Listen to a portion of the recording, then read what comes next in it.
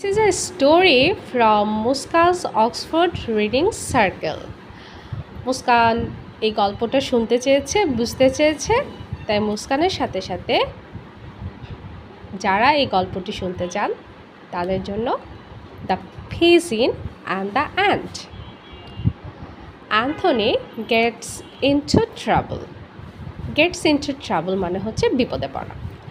Once there was a brook that flowed through a green field. Beside it there lived an ant called Anthony. Brook অর্থ হচ্ছে ঝর্ণা।